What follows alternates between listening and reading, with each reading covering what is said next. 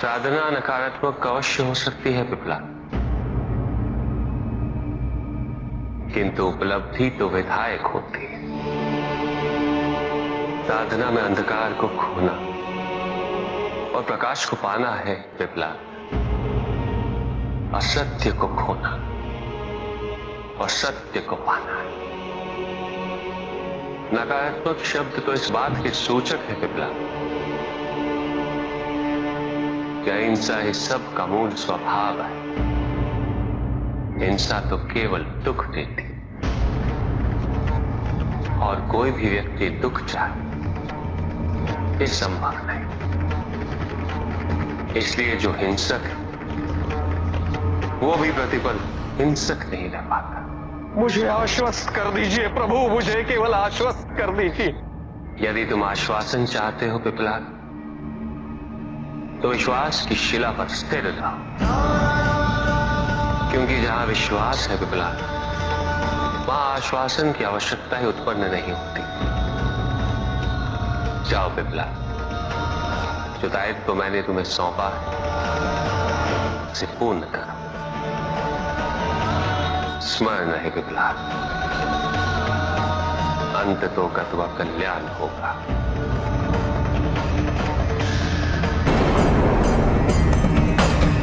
निर्णय आप सबको स्वयं करना है। क्या आप एक निडर की भांति अपने जीवन को व्यतीत करना चाहते हैं? स्वतंत्रता और आत्मसम्मान के साथ,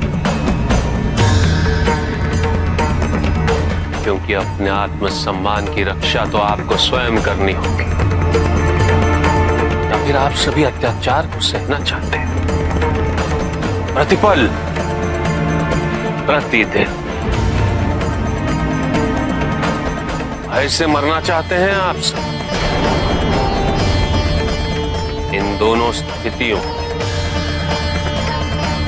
मूल्य तो हमें ही चुकाना होगा, किंतु आपको चिंता करने की कोई आवश्यकता नहीं है।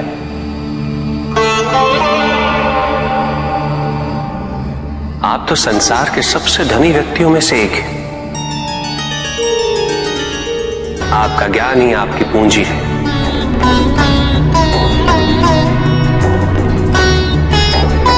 ज्ञान का दान तो संसार में सबसे महत्वपूर्ण दान होता है,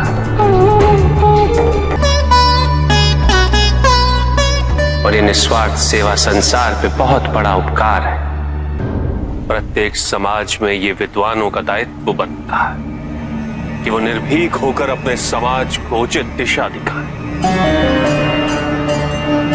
समस्या का समाधान करें और प्रत्येक नागरिक को शिक्षा का अधिकार दिलाएं और शिक्षा व्यवस्था में अपना अपना योगदान दें। ये मात्र भय है, अन्यथा विचारों की स्वतंत्रता भी कोई छीन सकता है? कभी नहीं।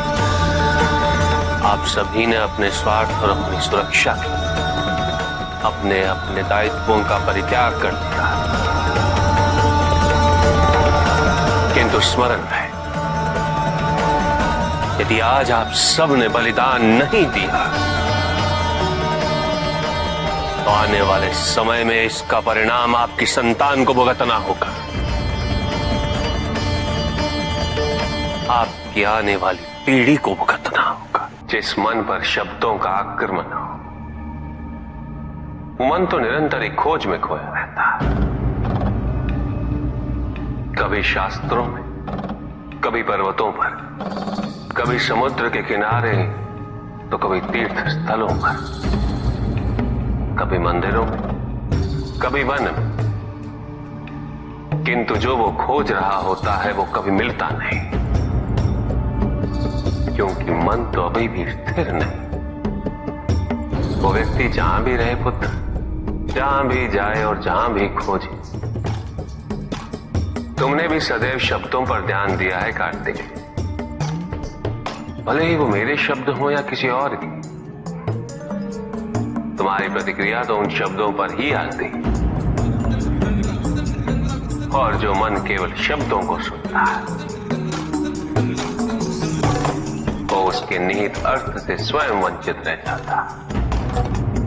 शब्दों की सत्यता को समझने के लिए, उनकी अनुभूति के लिए मन में शांति के साथ साथ रिक्तता भी अनिवार्य है, शून्यता भी अनिवार्य है। मन में इतना स्थान होना चाहिए पुत्र कि वो शब्दों के परे पहुंचने की यात्रा कर सके।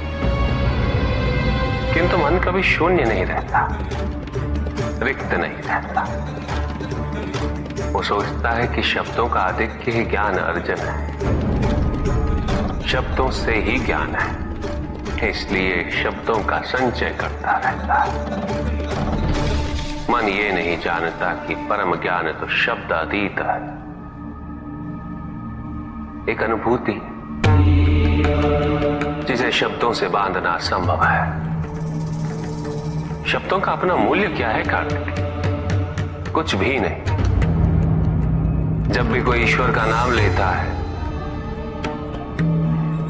तो क्या ईश्वर मात्र एक शब्द में ही सीमित हो जाते? नहीं,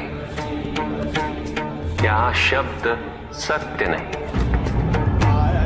सत्य है वो अनुभूति जो इन शब्दों में विद्यमान है। यदि शब्द ही सत्य होते तो मात्र भोजन कह देने से व्यक्ति की क्षुधा शांत हो जाती।